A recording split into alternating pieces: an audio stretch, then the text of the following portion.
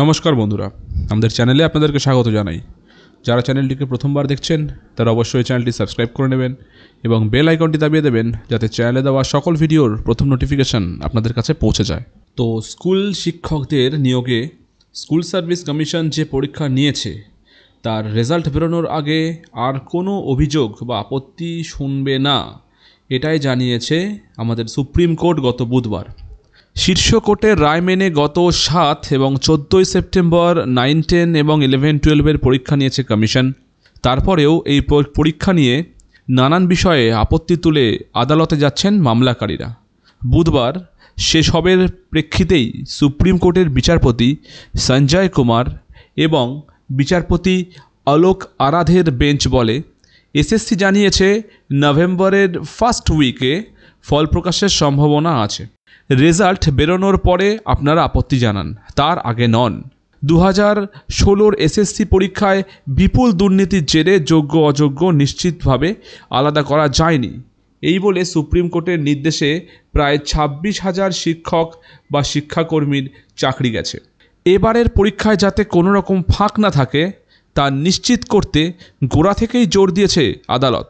সচেষ্ট থাকছে কমিশনও। বুধবার ফের সেই অবস্থান তুলে ধরেছেন কোর্ট। এদিনও বেশ কয়েকজন অযোগ্য প্রার্থীর আবেদন খারিজ করে বিচারপতি সঞ্জয় কুমারের পর্যবেক্ষণ। আমরা যোগ্য অযোগ্য বাছাই করিনি, এই তালিকা সিবিআই তৈরি করে দিয়েছে। অযোগ্যদের জন্য আর কোনো সুযোগ নেই।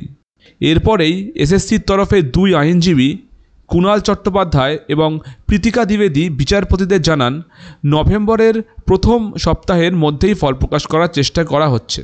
শুনানিতে যোগ্য প্রার্থীদের তরফে আইনজীবী কোর্টের দৃষ্টি আকর্ষণ করে জানান, মামলার জন্য দিনের পর দিন দিল্লিতে থাকা অসম্ভব হয়ে উঠছে, যার প্রেক্ষিতে বিচারপতি সঞ্জয় কুমার পাল্টা বলেন, আপনাদের দিল্লিতে থাকতে কে বলেছে? আইনজীবীকে আশ্বস্ত করে বিচারপতির বক্তব্য, চিন্তা করবেন না, একজন অযোগ্য প্রার্থীও এই নিয়োগের সুযোগ পাবে না, সেজন্যই মামলার শুনানি শেষ করা হয়নি। নিজেদের পুরানো চাকরিতে ফিরে যাওয়ার আর্জিতে সুপ্রিম কোর্টে গিয়েছেন বেশ কয়েকজন যোগ্য শিক্ষক। তাদের আইনজীবীও এদিন শীর্ষ কোর্টের দৃষ্টি আকর্ষণ করেন। আদালত জানিয়েছে এই মামলার পরবর্তী শুনানি 26শে নভেম্বর। তো আজকে খবরটি এই পর্যন্তই। চ্যানেলটি ভালো লাগলে অবশ্যই একটি সাবস্ক্রাইব করবেন এবং ভিডিও ভালো লাগলে অবশ্যই একটি লাইক করবেন। ধন্যবাদ।